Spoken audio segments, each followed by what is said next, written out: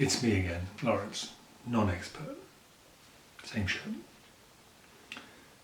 Well, the Great Barrington Declaration has been out there now for a week or so and has already accumulated 250,000 or so signatures.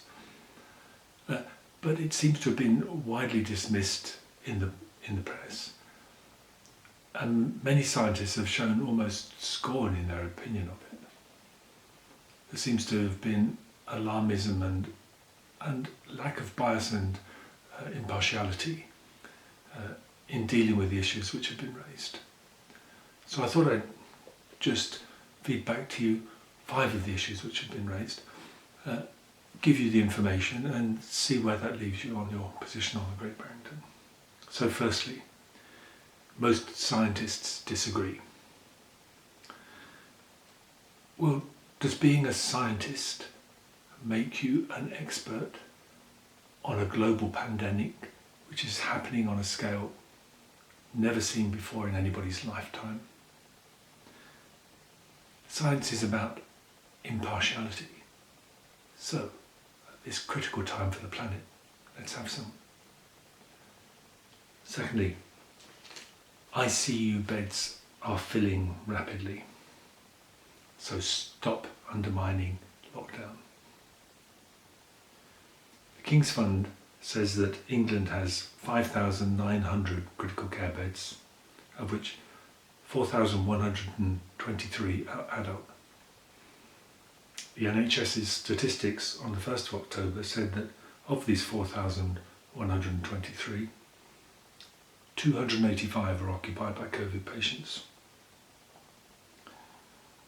The deaths in hospital in September were lower than the deaths in hospital in September last year. All-cause deaths over the last month are lower than last year. Thirdly, we don't know how to isolate the vulnerable. Well, fair point. But how does that lead to the conclusion that we should therefore lock down all, including those at an infinitesimal risk of dying from the virus? Yes, let's learn to do focused protection better. We're already a long way down the road, as we can see from the death statistics and the ways in which the virus is not filling up ICUs in the way that it was back in April. But we can improve on that with recognition, for instance, that the early symptoms are loss of smell, fatigue and headache. Getting good working systems in for early detection and early track and trace. Improving vitamin D status, tighter bubbles, better systems for childcare, working out mechanisms whereby in our society the vulnerable and the non-vulnerable don't have so many ready opportunities to mix. Yes, there's plenty of scope for improvement, but it doesn't mean to say that we should lock down those who are not at risk. Fourthly, somebody in the United States got it twice, the second time worse than the first. That's bad news, really? Somewhere between 20 and 50 million people on the planet have had it, and 5 had it twice and were okay. Last year there were 240,000 lightning strikes against people in the world. Let's get a balance.